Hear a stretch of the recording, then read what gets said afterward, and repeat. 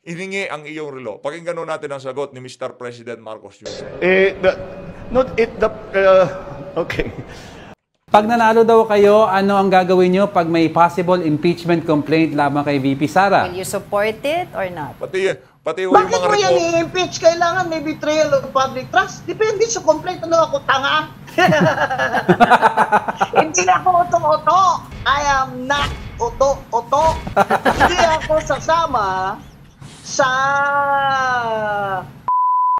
Konektado pa rin ho dun sa naging press con nitong si Vice President Sara Duterte. Ito hong si Marcos Jr., sinagot niya na ho yung relo issue. Ha? Dito sa video na ito mga kababayan, halatang-halatang iniinda ho nitong mga bangag sa Malacanang yung mga banat nitong si Vice President Sara Duterte. Mamaya ho, papanuurin ho natin kung ano ang mga sagot nitong si Marcos Jr. kaugnay doon sa relo issue na binato sa kanya nitong si Vice President Sara Duterte. At pag-usapan din ho natin itong mga banat nitong si Attorney Rowena Guanzon. Nakakabilib ho itong ali na to sa totoo lang. Ha? Sa lahat ho ng mga dilawan, siya lang ho ang nakita natin na merong prinsipyo at paninindigan. Yung tayo niya noong panahon ng kampanya, mapahanggang sa ngayon, yun pa rin ho ang kanyang prinsipyo at paninindigan. Kung paano ho niya binabanatan itong si Marcos Jr., wala hong nagbago. At pagdating ho doon sa tangkang i-impeach itong si Vice President Sara Duterte ng mga aso ni Tambaluslos, meron din hong banat dyan itong si Attorney Rowena Guanzon. Pero bago ho yan mga kababayan, kung bago lang ho kayo sa PH Update, isang like at isang subscribe, sapat na ho sa atin yan. No? Masaya na ho tayo dyan. Pero gusto ho muna nating pasalamatan yung mga nagpakulay doon sa ating mga naunang video. No? Gusto ho nating pasalamatan. Ito, na-shoutout na natin kagabi itong si Madam.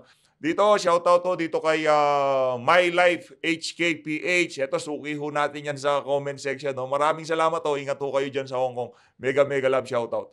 Dito ho kay Juliet Hoyn. Maraming salamat ho. Mag-ingat ho kayo kung nasan dako man ho kayo ng tingin. Mega love shoutout.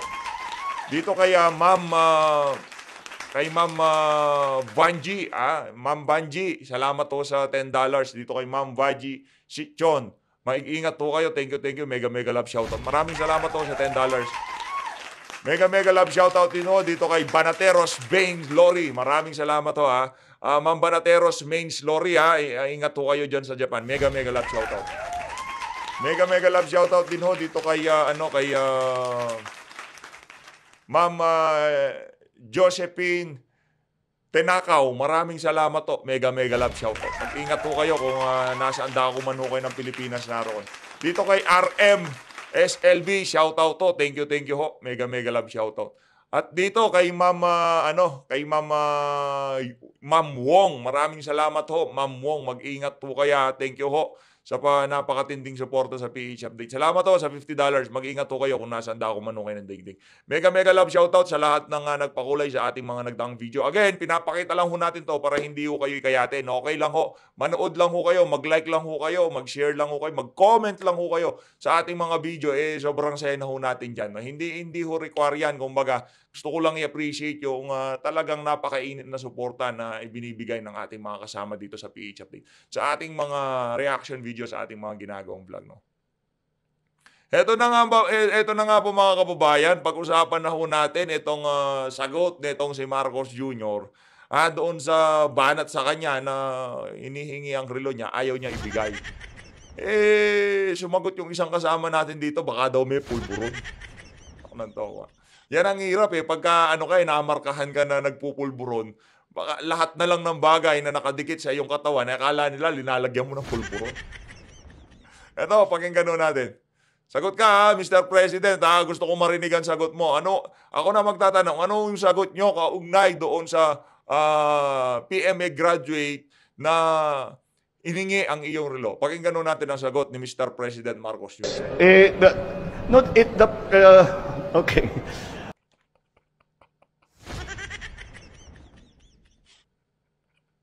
Yan ang hirap sa atin No? Ito kasi isa ho to sa mga karakteristik ng mga nagpupulburon, no? Yung bali-baligtad na ho yung dila nila, hindi nila alam kung paano kontrolin yung dila nila. Pare-parehas ho yung mga game. It's, there's a, hindi... Ito yung sagot niya. Ito, totoo na ito. Okay. It's there's a hindi not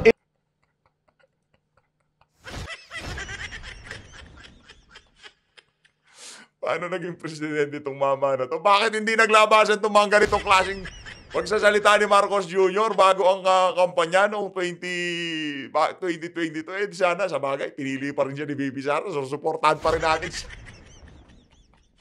Ito naman kasi si Senator Christopher Bongo, umatras eh. Pero kung hindi umatras si Senator Christopher Bongo, handa na ho tayo eh. Talagang makikipagbalagbagan tayo dito kay Senator Christopher Bongo. Kaso, sa kasamaang palad, hindi ho niya tinuloy ang kanyang kandidatura. No? Eh, siyempre, anak ng amo niya nagpunta dito kay Marcos Jr. Tapos halangan namang kalabanin nila. Si Senator Bato, automatic umatras ho siya eh. Nandiyan na ho tayo, wala na ho tayong magagawa. Ngayon naman ho mga kababayan, dumako na ho tayo dito kay Ma'am Rowena Guanzon. No? Nakita ko lang to sa sa isang kasama nating nagbablog eh. Binlog niya ho to di-vlog na rin natin. Shoutout nakita ko to kay Bisdak. Shoutout kay Bisdak. Ito mga kababayan, pakinggan ho natin itong si Attorney Rowena Guanzon. Game. Pag nanalo daw kayo, ano ang gagawin nyo pag may possible impeachment complaint laban kay VP Sara? Will you support it or not? Bakit mo yan i-impeach? Kailangan may betrayal of public trust. Depende sa complaint. Ano ako, tanga?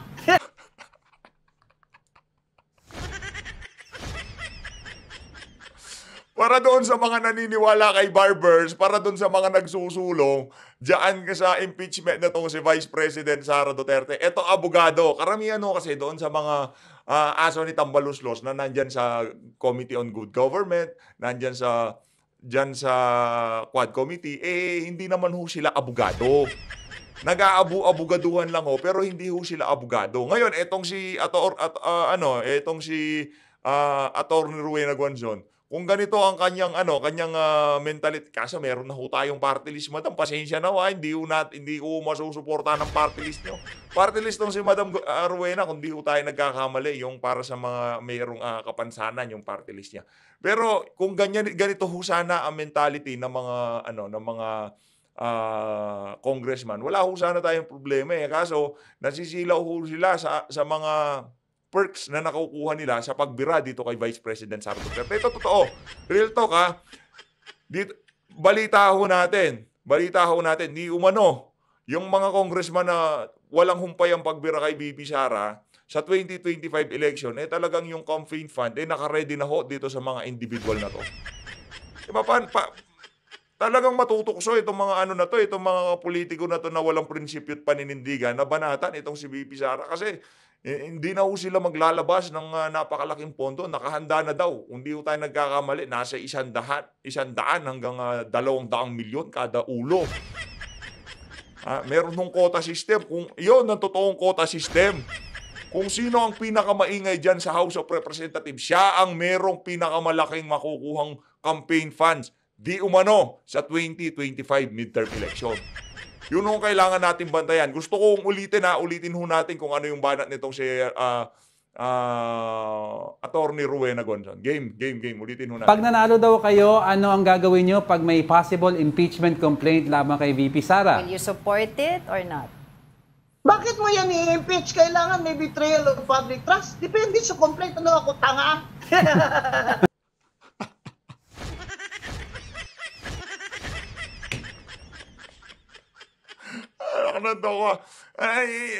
Parang sinabi ho nitong wala pa naman ho kasi ano ho ba yung betrayal of public trust? Yung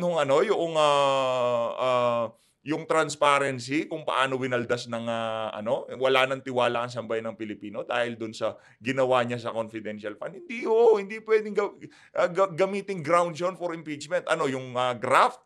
Dahil yung pagwaldas ng pera. Napaliwanag ni VP Sara kung saan winaldas yung mga pera na yan.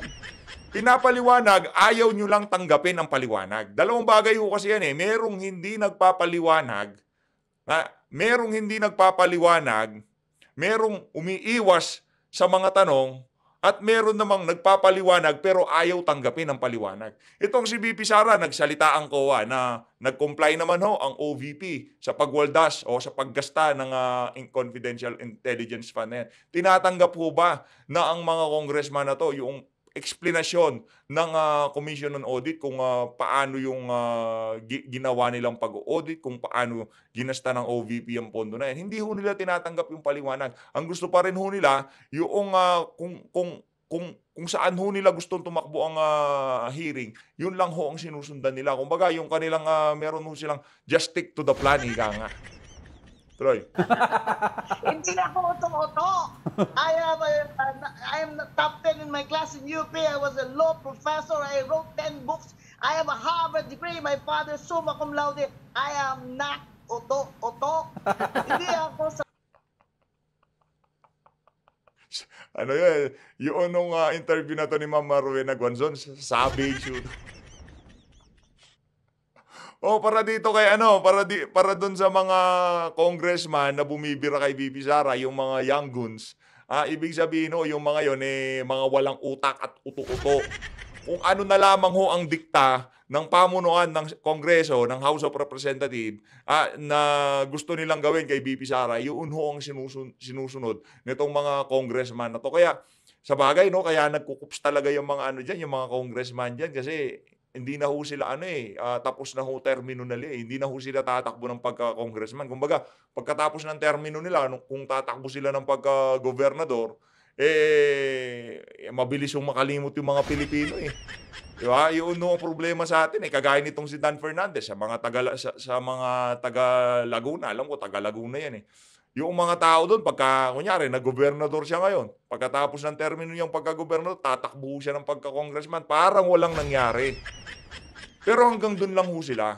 Kaso ang problema, pagka naging congressman yan, konting na lang, kumbaga parang yung kapangyarihan ng isang senador, ganun din ho sila, equal ho sila di ba? Meron din silang represent ng mga distrito, kaya yung mataas talaga level na senador kasi yung cover niya buong Pilipinas di ba? Boboto diyan lahat ng mga Pilipino. Pero dito sa mga gobernador na to, yung mga congressman na to, doon lang sa distrito nila. Pero pag nagpunta ho sila sa Kongreso, yung kapangyarihan nitong isa, halos magkaparehas lang ho mga kababayan. Kaya yung mga nakikita ho natin nagkukups ngayon ng mga congressman, ilista ho natin yan. Kung meron ho kayong mga kamag-anak dyan sa mga lugar na yan, ikampanya nyo ho na huwag iboto kahit sa anumang pwesto sa pamahalaan. Ulitin mo natin, matindi talaga tong si Ma'am Rowena Guanzon. Ibang klase. Pag nanalo daw kayo, ano ang gagawin nyo pag may possible impeachment complaint laban kay VP Sara? Will you support it or not? Pati ho yung mga report. Bakit i-impeach? Kailangan may betrayal of public trust. Depende sa complaint. Ano ako, tanga? Hindi na ako uto-uto. I am top 10 in my class in UP. I was a law professor. I wrote 10 books. I have a Harvard degree. My father summa cum laude.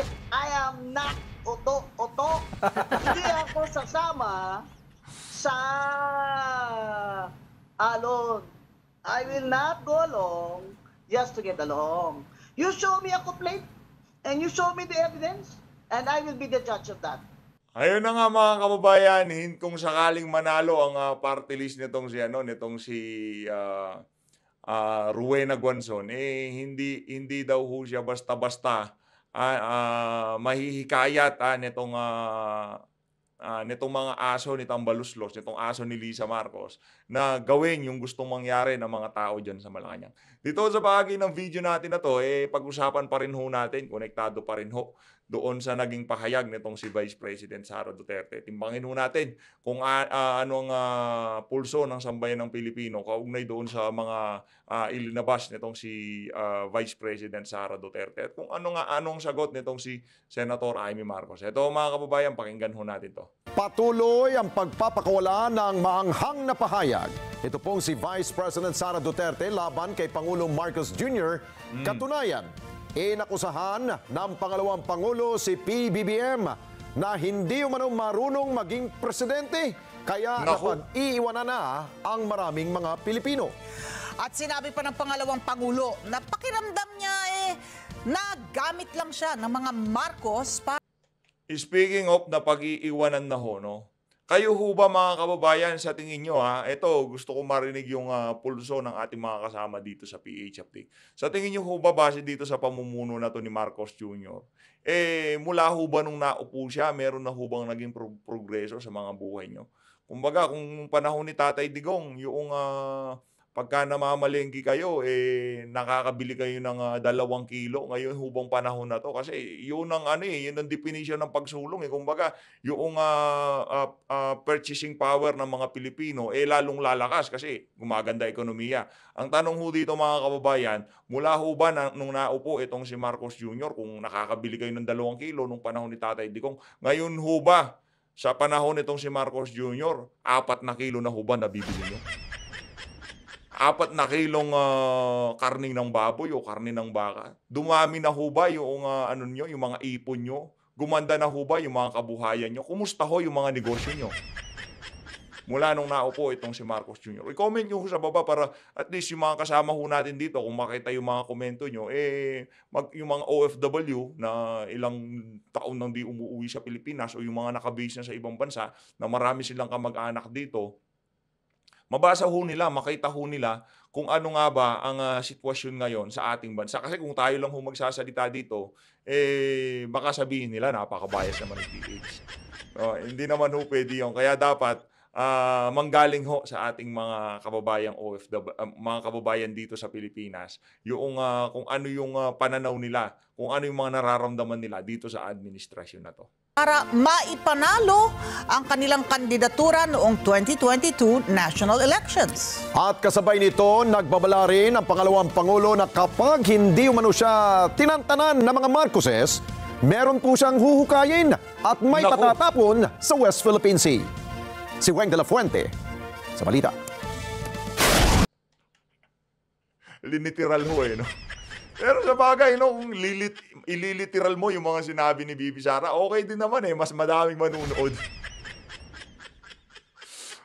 Ano ho ngayon, yung estratehiya ng mga vlogger, ginagamit na rin ho nitong mga malalaking mainstream media. Lalo na yung 3 mainstream media. Naku po, napaka-notorious niyan pagdating sa ang huhusay ho nilang mambake ngayon. Hindi ko kasalanan that we are on this road to hell. Hindi ko kasalanan kung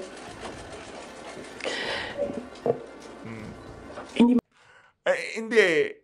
Actually, wala naman yung sinasabi nila na si VP Sara, dapat ikaw sana naging presidente, ikaw sana wala sana tayo sa sitwasyon na to. Wala ho tayong magagawa, kumbaga nandito na tayo. Kaya ang sinasabi ho natin dito, wag na tayong magsisihan, harapin na lang natin kung ano ba talaga ang sitwasyon natin ngayon. Harapin nating taas noo itong mga kapalpakan ng administration nitong si Marcos Jr. No, kasi marami, malamang sa malamang, Madam Inday, naninisi lang ho sa inyo yung mga pakawala ng administrasyon. Pero yung mga totoong taga-suporta nyo ho, wala na hong maninisi sa inyo. Tayo dito sa PH Update, kumbaga sa loob ng nakatatlong taon na tayo, sisisihin nyo pa ba naman itong alin? Aminado na nga siya naloko siya, nabudol siya. Pati siya inamin niya doon nung nagsalita siya sa KOJC na nabudol ako, naloko ako. Nanghingi siya ng pasensya doon. Kaya hindi ho natin siya pwedeng sisihin na hindi ka kasi nagpresidente, hindi ka kasi nagganito, hindi ka kasi nagganyan. Hindi ho.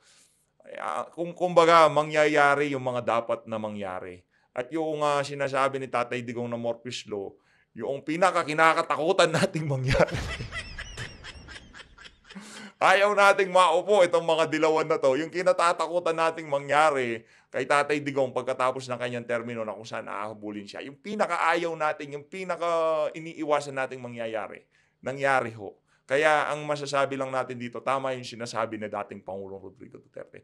Pagka ang isang bagay mangyayari yan. Ngayon, nasabi na lahat yung mga yan, nangyari na lahat ng yan, yung pagiging presidente nitong si Vice President Sara Duterte. Kahit paano pa ho pigilan nitong mga aso ni Tambaluslos, nitong si Butod, nitong si Kokak, at nitong si Lisa Araneta Marcos, mangyayari ang mangyayari. Magiging presidente ho ang alin na yan sa 2028 national election. Wala ho kayong magagawa dyan. Kahit maglupasay pa itong mga pinklawan at mga dilawan, mga talyanista, kahit magsama-sama kayo sa luneta at maghiga-higa kayo doon, wala kayong magagawa. Okay? Magiging presidente itong si magiging presidente itong si VP Sara. Okay? Marunong.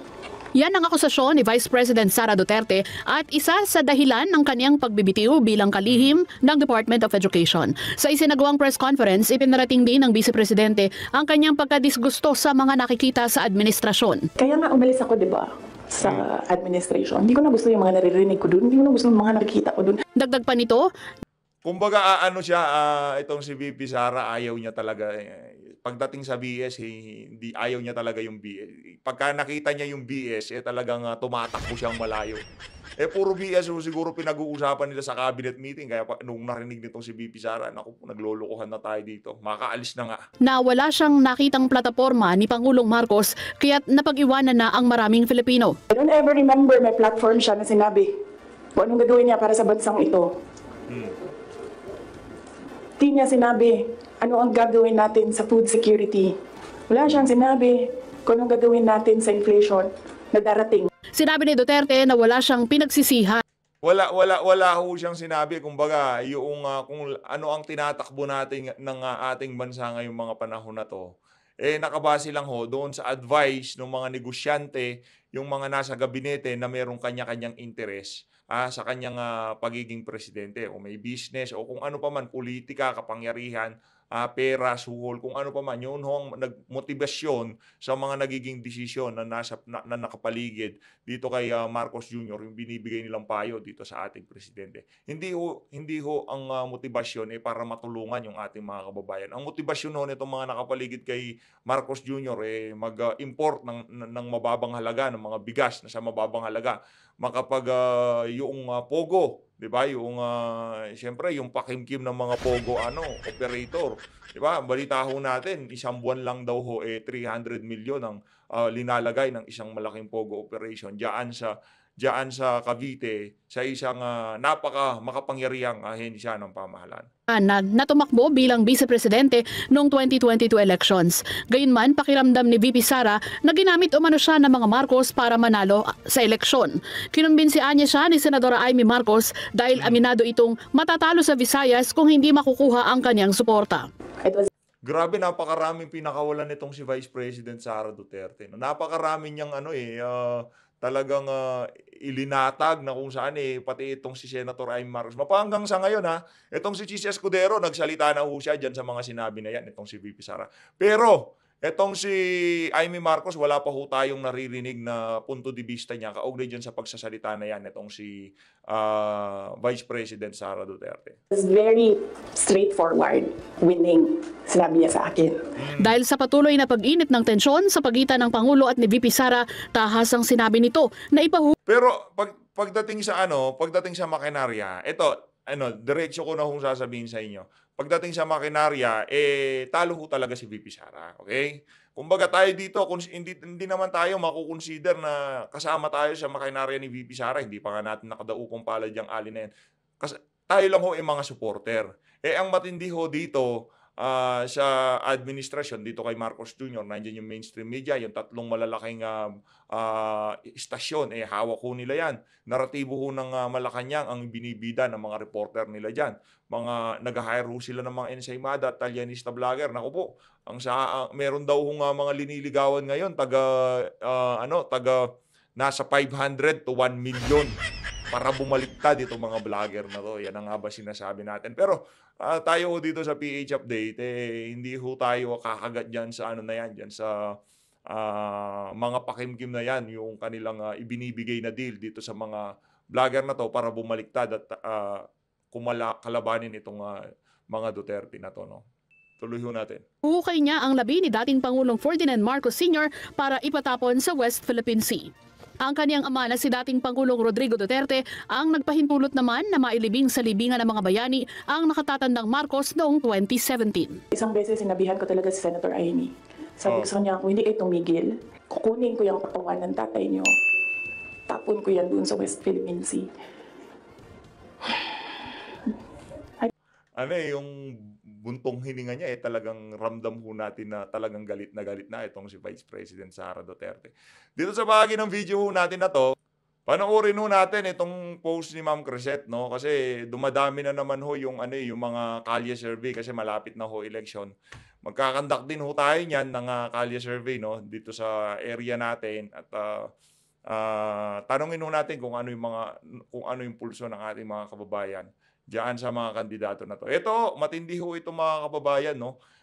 Dito maaano nyo ito mga sumuporta kay Marcos Jr. Iba ho kasi yung mga talagang babad sa social media, no.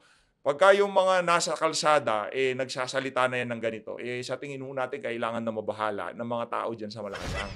Kung pagka yung mga ordinaryong Pilipino naglalabas na ng saloobin na dapat ibalik yung mga Duterte kasi mas mahusay ang kanilang pamumuno. Kailangan na ho siguro na mag-isip-isip at ayusin ang kanilang estratehiya kung paano nila pabanguhin ang pangalan nitong si Marcos Jr. Sa karsada ho kasi ngayon, napakarami ho, no? Yung nakita niyo ho ba yung sinabi ko sa inyo na sa post ni Sir EB?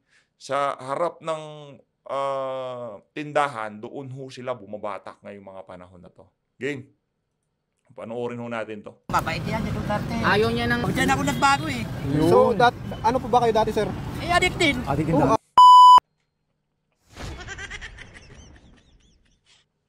Di ba? Yung mga ganong klase. Aminado ako. Hindi ako aminado siya. Aminado siya na addict siya dati.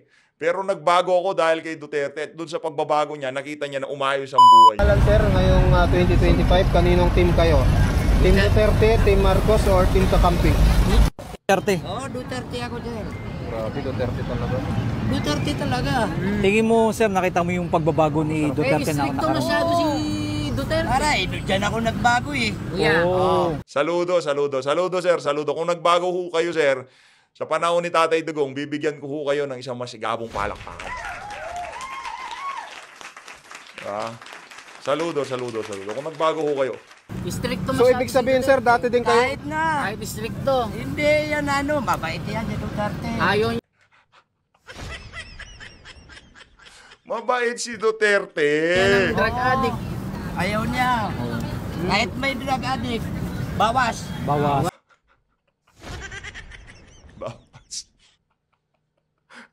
Oo, diyan ako nagbago eh.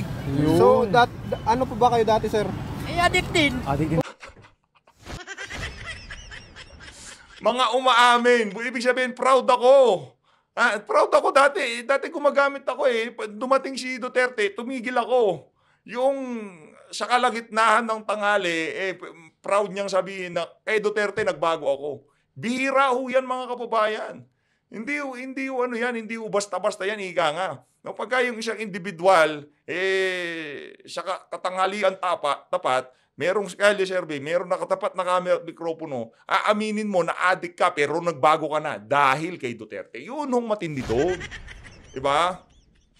Kaya yung ligasiya ni Tatay Digong, kahit paanong pagkakahon pang gusto nilang gawin dyan, malabo ho nilang maikakahon yung mga nagawa nitong si dating Pangulong Rodrigo Duterte. Malabo. Oo, addict din kayo dati, sir. So, ang laki talaga ng pagbabago nung kay Duterte. Oy, maganda.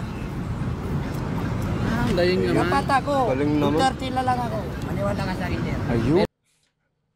Ayos. Loko yan, Saludo, sir. Saludo. Isang saludo para kay sir. Hindi ko inaano si Bongbong Marcos. Siya ang pinuno ngayon. Hindi wala tayong mag-o. Sino manalo? Ganun yun. Pero gusto mo talaga Duterte, balik Duterte. Balik. Naku po, yari.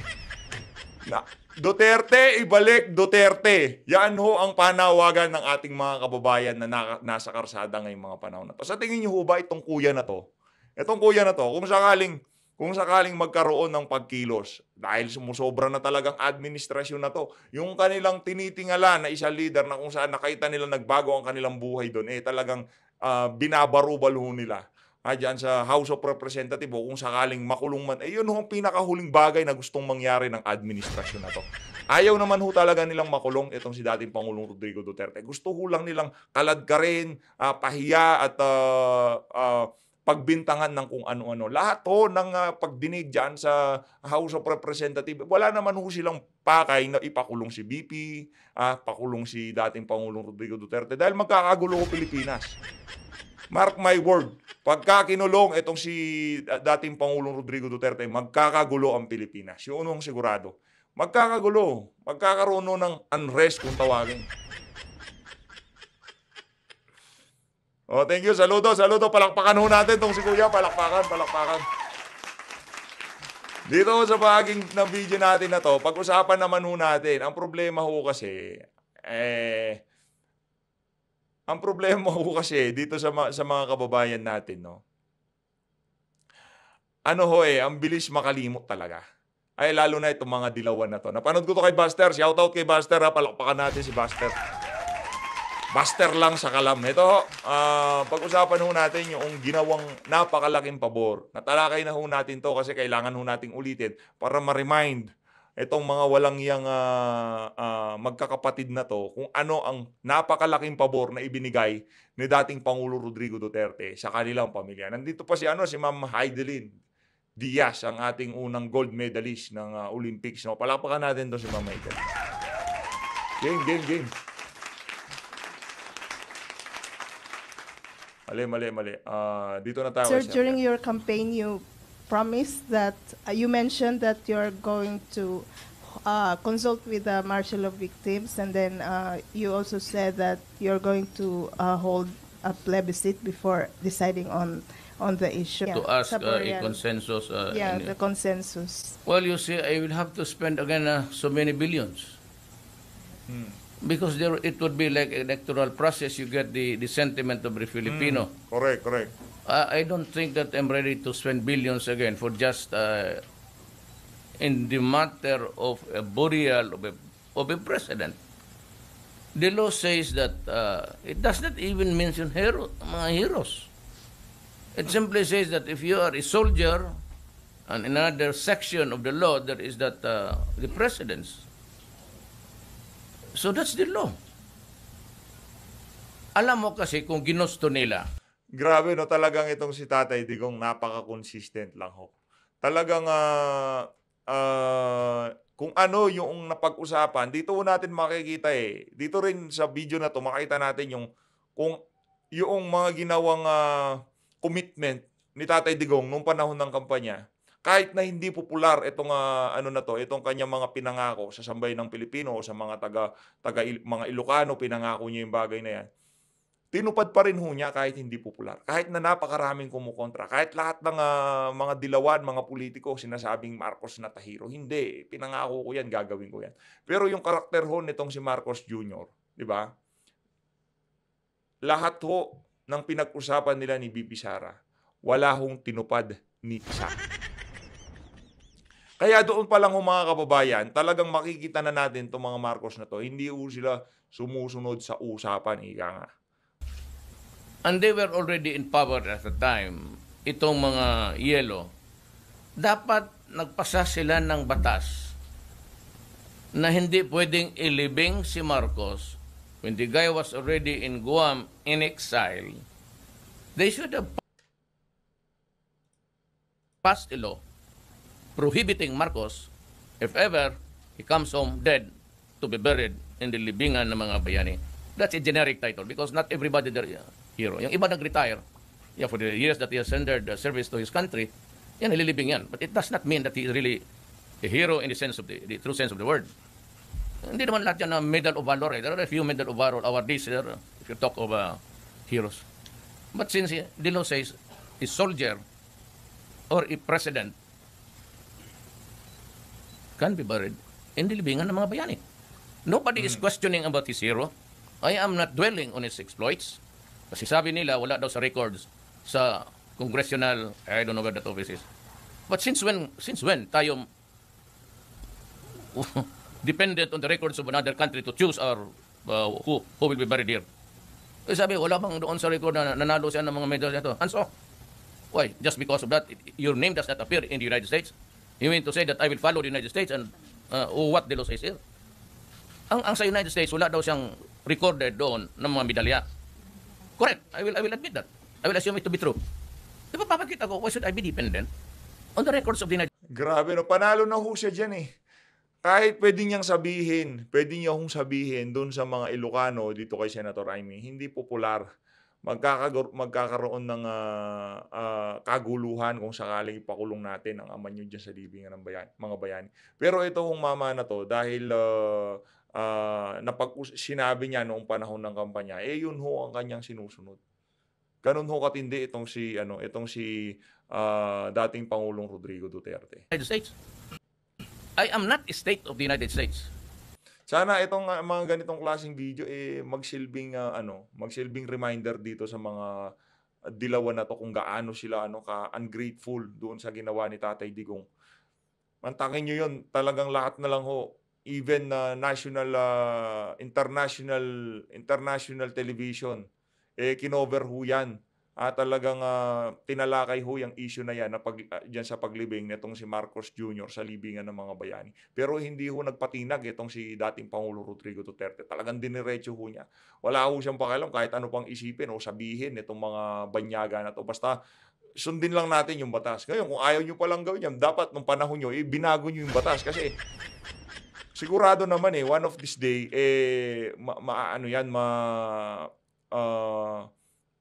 merong isang tao na darating at magtatangkang ipalibing yan si Marcos Jr. sa libingan ng mga bayani. Meron at meron hong ganun. Kaso hindi ho nila tinanabaho. Dapat sana, kung ikaw ay naging presidente at naging diktador ka, hindi ka pwede doon. Diba? Isang kahit na naging sundalo ka, naging presidente ka, meron tayong rules. Pagka sundalo, kung ganito ginawa mo, hindi ka pwedeng malibing dyan.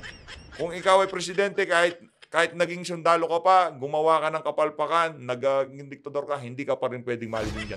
Napakadali lang ho. Dapat ganun na lang sana ginawa nitong mga dilawan na to. Sana hindi nakakulong ngayon. Kung hindi nakalibing ngayon yang si Marcos Sr. dyan sa libingan ng mga bayani. Sa bagay, kung di siya nakalibing ngayon dyan, di wala tayong hukay But not me. Ang Pilipinas says, you need only to be a president and a soldier. Nobody is debating about heroes here. Assuming it to be true na wala siyang medalya or not validated by an American record, does not mean that he is not qualified to be buried there. So what's the objection? I would like to say that forget about the medals. Just focus on whether he's a Filipino, he fought for his country, and is once upon a time the president. That's the law. We cannot go out of the law. Hindi na ako makapagdebate, but we cannot go out of the law. That's the law of the land.